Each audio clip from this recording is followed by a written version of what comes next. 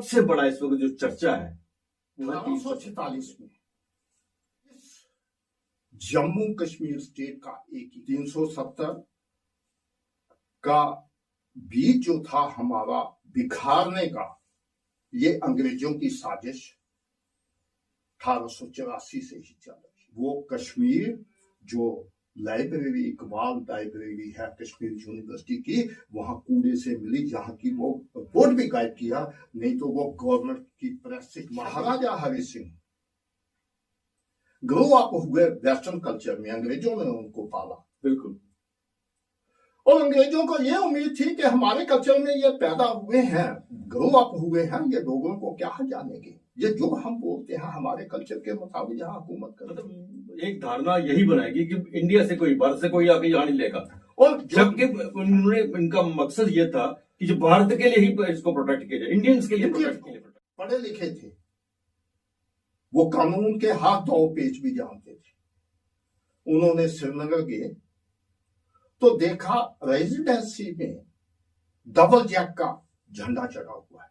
जाते ही उन्होंने झंडा उतरवाया, उसने कहा ये मेरी स्टेट है, मेरे इंटरनल अफेयर्स में आप लोग दखलंदाजी नहीं कर सकते। मैं यहाँ पैदा हुआ हूँ, बड़ा यहाँ हुआ हूँ, मेरे खून में इंडिया का, यहाँ का खून जो है वो जमा हुआ है, तो मैं सबसे पहले हिंदुस्तानी हूं। आजादी की कभी बात होगी तो मैं भारतीय पहले। नमस्कार, डिबेट अब तक में एक बार फिर आपका स्वागत है और मैं हूं दर्शपाल गुप्ता। आज की डिबेट में हमारे साथ है डॉक्टर सुमेर खजूरिया। डॉक्टर खजूरिया ने जम्मू कश्मीर के हिस्ट्री के बारे में, वो खासकर 370 की जो बात चल रही है उसके बारे में एक बहुत बड़ी रिसर्च की है। उनके ऊपर उन्होंने बहुत सी किताबें लिखी हैं। आज हमारा सौभाग्य है कि डॉक्टर साहब हमारे बीच में है। हम इनसे जानकारी लेंगे 370 की जो इतनी चर्चा शुरू हुई है, पिछले 70 सालों से इसकी चर्चा सुन रहे हैं।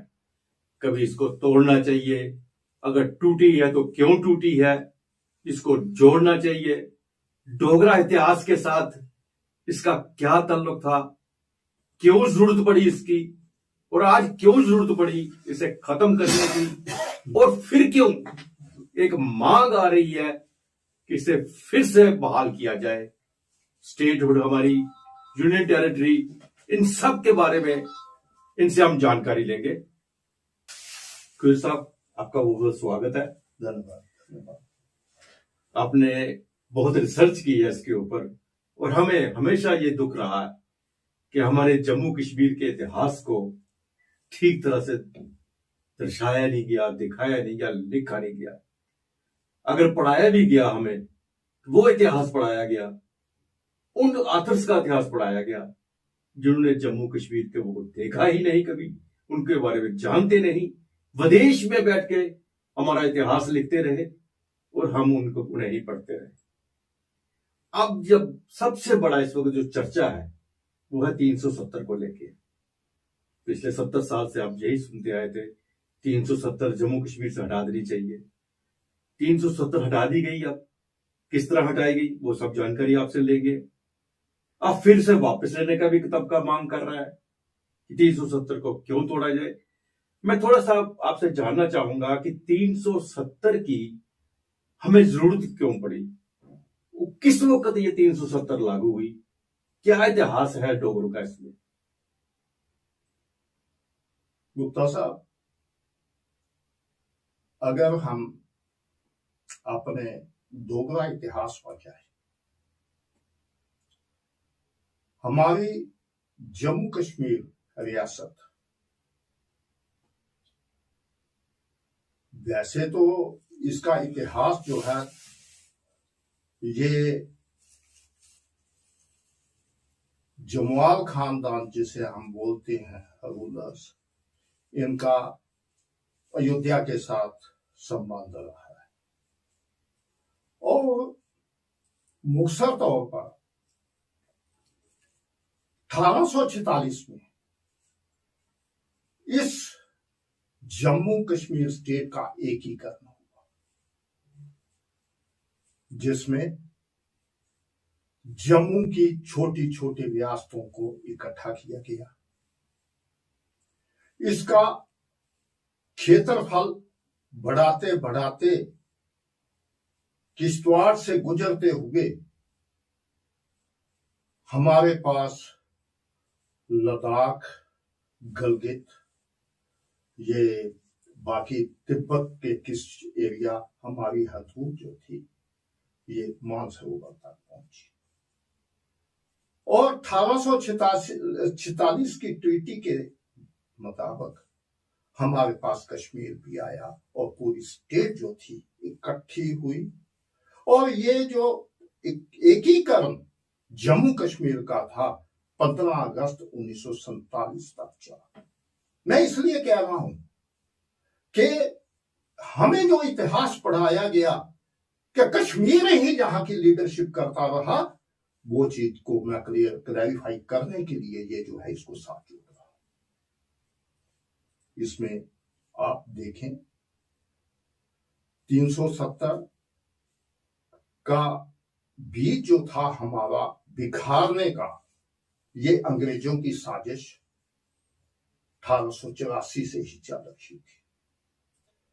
मैं संक्षेप में, कोई लंबा चौड़ा नहीं उसको करना चाहता क्योंकि बहुत ही ज्यादा लंबा होगा, लेकिन 1884 में जो कॉरस्पॉन्डेंस ये वाइसराय उस समय के जो थे और secretary of state British government के थे, उसमें कुछ ऐसे तथ्य आते हैं कि हिंदू मुस्लिम फसाद जम्मू कश्मीर में खड़ा करने के लिए उन्होंने उस बीज बोया।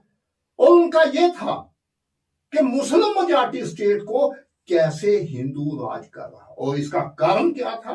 1846 की जो ट्रीटी हुई जिसमें हमें इंटरनल सॉवरेनिटी मिली, खाली सुपरमेसी जो थी फॉरेन अफेयर्स के लिए ही अंग्रेजों के पास थी, और उसके बरक्स हमें कुछ भेड़ें वगैरह देनी पड़ती थी। बाकी हमारे इंटरनल अफेयर्स में कभी भी वो इंटरफेयर नहीं कर सकते थे, एक्सेप्ट कि जब नया राजा बना है उन्होंने एक ही चीज वेरीफाई करनी थी कि क्या वो सक्सीडिंग राजा जो है गुलाब सिंह के खून से है या नहीं है, बाकी उनके पास कुछ नहीं था। लेकिन अंग्रेज एक डॉक्ट्रिन ऑफ लैप्स बनाई थी, आप याद कीजिए, जिसमें आपके ये रानी की झांसी, उनका भी यही डिस्प्यूट था, नानाजी पेशवा, बाकी स्टेटें जो हथियाई वो डॉक्ट्रिन ऑफ लैप्स थी। डॉक्ट्रिन ऑफ लैप्स क्या थी? एक तो राजा अगर उस मेन राजा के खून से नहीं होगा तो उसको भी बेदखल करना है, अगर राजा कोई नाकाबिल है तो तब भी स्टेट अपने कब्जे में लेनी है। मतलब उनको एक रास्ता बनाया था डॉक्ट्रिन ऑफ लैप्स के, हमने अपने हुकूमत को इकट्ठे करना है। और 1884 में इन्होंने वही अपना षड्यंत्र चलाना चाहा। उसमें कुछ हद तक यही है कि टेम्परेरी वो कुछ यहाँ ये एडमिनिस्ट्रेटिव काउंसिल बनाकर तो वो इनडायरेक्टली राज करते रहे, लेकिन इस स्टेट को डिस्टर्ब नहीं कर पाए। लेकिन इसके हालात जो थे, जो सच्चाई की जो इतिहास जो है सच्चा, जो डॉक्यूमेंट में अब बाहर आ रहा है, उसमें ये है कि आज तक फ्रीडम फाइटर्स जिनको बोला गया, वो आज मेरी एक बुक जो है 1931 के राइट्स पर मैंने लिखी गई है, उसमें मैंने कुछ फैक्ट जो हैं उस वक्त का कोई जो इंक्वायरी कमीशन उस जो था बैठा था, headed by the then chief justice of Jammu and Kashmir mister Dalal, और उसके 2 मेंबर जो थे यहाँ के हाई कोर्ट के जज थे। इम्पार्शियल इंक्वायरी की गई, वो रिपोर्ट जो है दबाई गई, किसी पब्लिकली वहां बाहर नहीं आने दी। मजे की बात गुप्ता साहब सुनाओ कि मुझे कहां से वो मिली। वो कश्मीर जो लाइब्रेरी, इकबाल लाइब्रेरी है कश्मीर यूनिवर्सिटी की, वहां कूड़े से मिली, जहां की वो रिपोर्ट भी गायब किया, नहीं तो वो गवर्नमेंट की प्रेस से छपी हुई रिपोर्ट, और उसमें चौंकाने वाले फैक्ट्स आए हैं। जिन लोगों ने हमारे देश के साथ गद्दारी की वो फ्रीडम फाइटर बनकर यहां उनकी पेंशन भी लेते रहे। लेकिन उस वक्त के महाराजा हरि सिंह, जिनकी देशभक्ति पर शक नहीं किया जा सकता, और ऐसे नहीं मुंह मिट्टू नहीं, मैं रिकॉर्ड के मुताबिक कहता हूं, उनको विलियम क्रिएट किया गया। और उसके कुछ तथ्य मैं ब्रीफ में बताऊंगा कि जब महाराजा हरि सिंह ग्रो अप हुए वेस्टर्न कल्चर में, अंग्रेजों ने उनको पाला, बिल्कुल, और अंग्रेजों को यह उम्मीद थी कि हमारे कल्चर में ये पैदा हुए हैं, ग्रो अप हुए हैं, ये लोगों को क्या जानेंगे, ये जो हम बोलते हैं हमारे कल्चर के मुताबिक यहाँ हुकूमत करेंगे। लेकिन अपनी पढ़ाई वगैरह कंप्लीट करने के बाद जब वो 1922 में जम्मू कश्मीर स्टेट में अपने ताया जी के पास आए, उन्होंने एडमिनिस्ट्रेटिव काउंसिल का हेड बनाकर कहा कि आप एक्सपीरियंस करो एडमिनिस्ट्रेशन का। तो उनका सबसे पहला स्टेप जो था, सर्कुलर ऑर्डर निकालकर ये किया कि ये हमारे स्टेट में बाहर का कोई भी आदमी जो है कंस्ट्रक्शन नहीं कर सकता, ना ही जमीन दे सकता है प्रॉपर्टी। और यही चीज जो थी स्टेट सब्जेक्ट लॉ को हर आदमी ने एक्सप्लाइट किया कि ये जो था ये नॉन स्टेट सब्जेक्ट मीन्स कि जो भारत के हैं वो यहां नहीं आ सकते, ये धारणा क्रिएट की गई।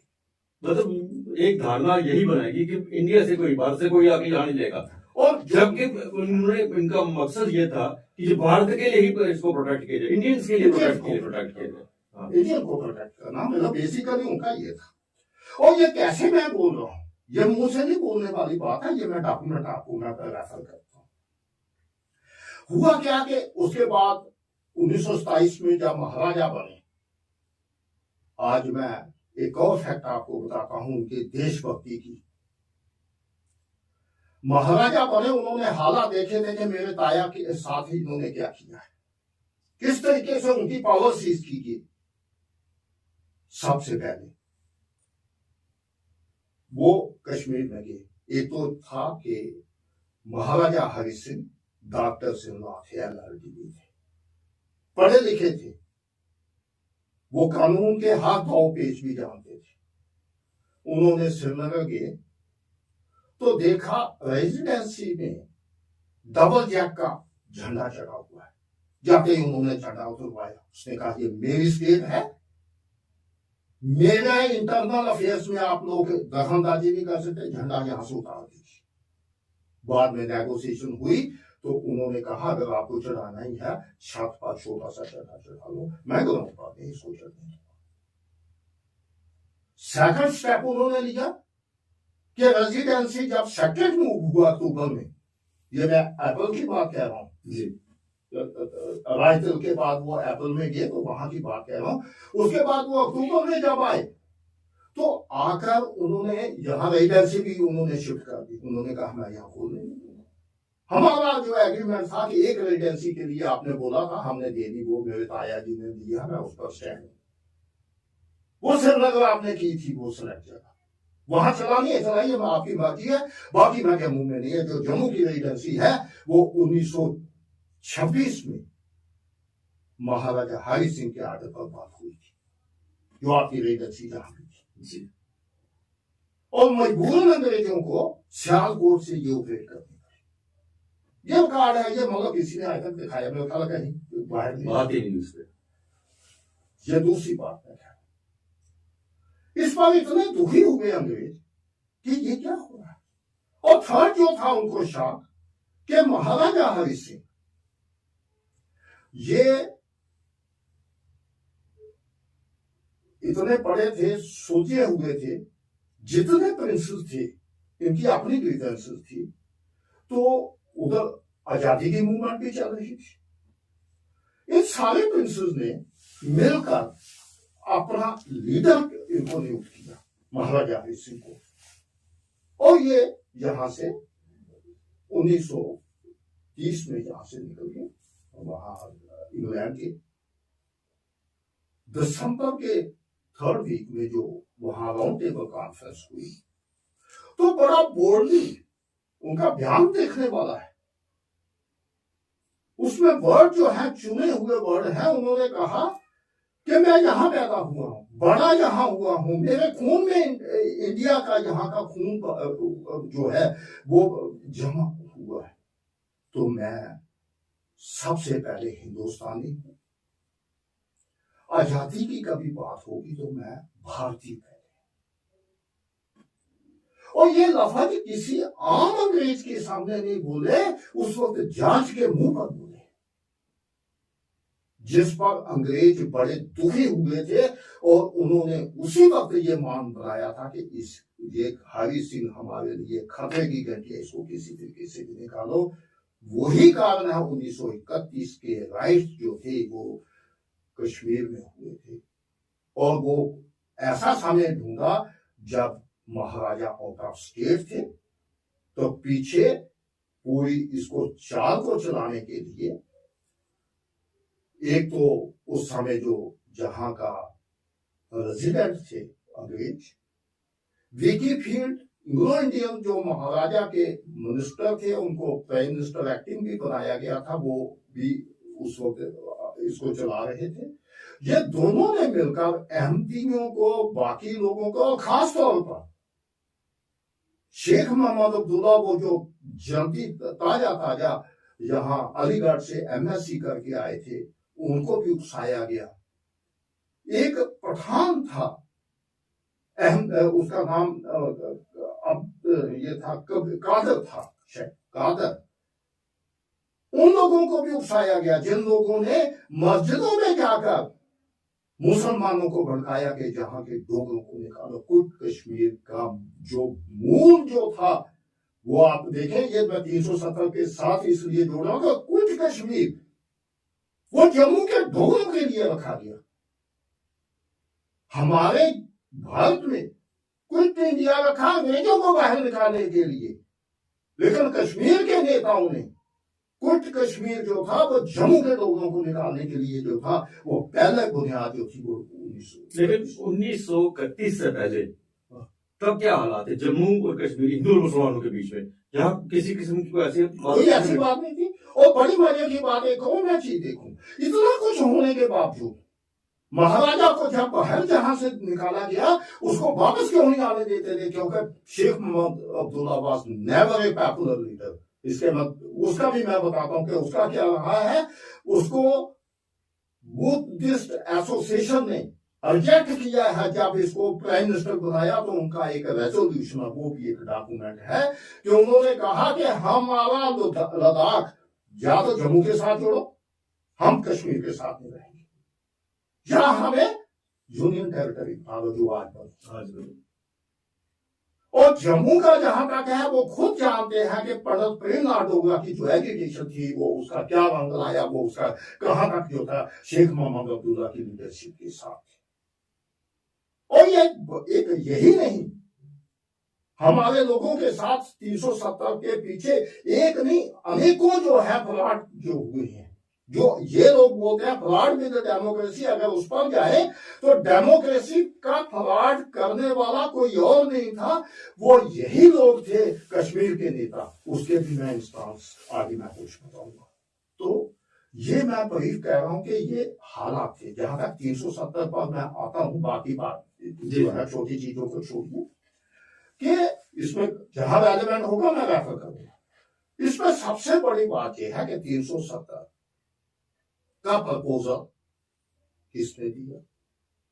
थोड़ा सा इससे हटकर मैं 47 की बात जाता हूं कि इसका जब विलय होना था, विलय मतलब अंगीकरण होना था, अंगीकरण हम बोलते हैं इंस्ट्रूमेंट ऑफ एक्सेशन।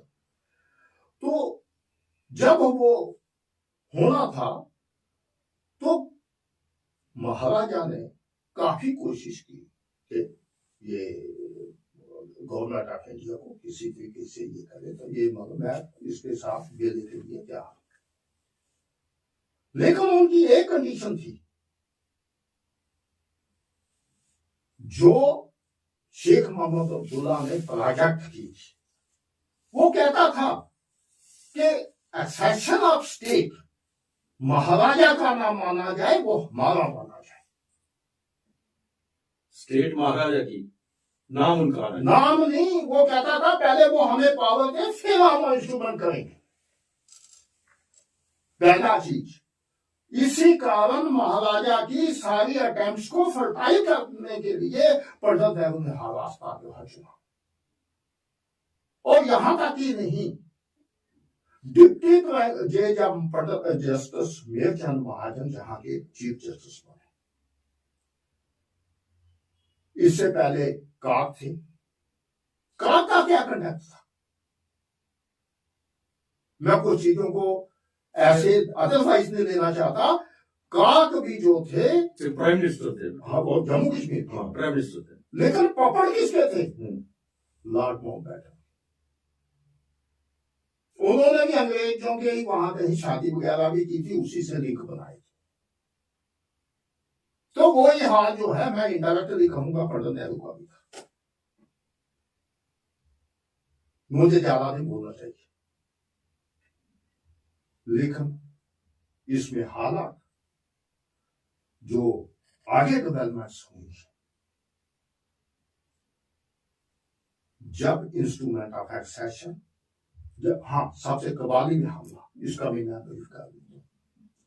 कबाली हमला जो जम्मू कश्मीर में हुआ है, वो ऐसे नहीं हुआ कि वो पाकिस्तान में नहीं करवाया, उसके पीछे भी अंग्रेज थे। और 4 दिन में हुआ है, उनको पाकिस्तान को बने हुए, उनके पास कहां से आएगा आगे? लॉर्ड माउंटबेटन ही उसका जो था वो क्रिएटर था। क्यों कि अभी ये 15 अगस्त हुआ तो बाउंड्री लाइन फिक्स हो गई, तो नॉर्थ वेस्ट वो पख्तूनिस्तान वगैरह जो है वहां के ही थे, ये जो जिनको हम ये ट्राइबल फोर्सेस बोलते हैं, वो लोग वहां पहुंचे लॉर्ड माउंटबेटन को, क्या तुम्हें तो वहां टिकने नहीं दिया, अब हमारा क्या होगा? उस वक्त क्या है उसके वर्ष डॉक्यूमेंट पे मैंने निकाला है, उसने बोला है कि आपके लिए मैंने कश्मीर रखा है। अच्छा, वरना कौन आता है अपनी जान पर हथेली पर रख करके मैं जाके तो जान दे दूं? पाकिस्तान के लिए वो आए थे, वो अपने मुल्क बनाने के लिए आए थे। Afterwards they were supported by Pakistan government, क्योंकि यहाँ का आर्मी का चीफ जो था वो अंग्रेज था दोनों कंट्रीज का, और उसी ने वहां की फौज जो थी साथ लगाई थी। उसमें काफी चीजें थी। मैं कहता हूं कि अगर वहां से कबाली 2000 थे तो 4000 जो थी वो उन्होंने पाकिस्तान से फौज भी उनके साथ लगाई थी। उनका ट्विन पर्पस था, एक तो उनको कंट्रोल करो, दूसरा उनके साथ पुश करके हमारा ये जो है यहाँ लाया जाए। और मेरचंद महाजन जब ये जो है यहाँ कबाली, अभी उनका सियासत ही चल रही थी, ये कोई 22-23 अक्टूबर की बात है, ये 18-19, तो यहाँ के डिप्टी प्राइम मिनिस्टर को महाराजा ने इंस्ट्रूमेंट ऑफ एक्सेशन साइन करके भेजा कि जाके नेहरू को दे। उसने उसको अपॉइंटमेंट ही नहीं दी।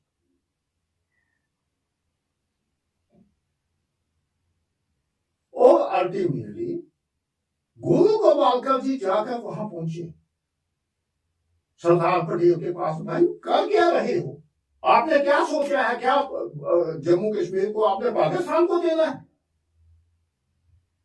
तो it is on VP Menon को 25 अक्टूबर की शाम को जहाज, स्पेशल जहाज लेके श्रीनगर पहुंचाया। और उसको दो मैसेज थे सरदार पटेल को, तो पटेल के महाराजा को। एक तो ये कि आप मेरचंद महाजन को भेजिए with the fresh instrument of accession. दूसरा, आप रात को ही यहां से कश्मीर से भाग जाओ, हमारे पास पूरा, मेरे पास इंटेलिजेंस रिपोर्ट है, you are to be kidnap. और आपको ये कराची लेके या तो मार देंगे या क्या करेंगे, ये आपको वहां से निकल, जिसको आज भी मिसगाइड कर रहे हैं कि महाराजा भाग गया। और इसका गवाह कोई और नहीं है, इस सारे फैक्ट को जानने वाला उस वक्त का एक ही आदमी था, वो जस्टिस मीरचंद महाजन था। उसकी बुक जो है शीशे की तरह जो है वो सबूत दे रही है कि ये कुछ हुआ है उसको। डॉक्टर साहब, सचमुच रोंगटे खड़े हो जाते हैं जब आप वहां पे इतिहास की सच्चाई को देखते हैं, उनको पढ़ते हैं या सुनते हैं। और मैंने जैसा शुरू में कहा कि दुख से हमें कहना पड़ता है कि हमारा इतिहास जो है उसे पूरी तरह से सामने नहीं लाएगा। उसके लिए मैं शाही खानदान जो है महाराजा का, उनको भी ब्लेम करता हूं कि उनके आगे जो बच्चे हैं, उन्हें डॉक्टर करण सिंह है जो उनके आगे हैं, उन्होंने भी उस इतिहास को देखा नहीं गया, लिखवाया नहीं गया, कुछ किया नहीं गया।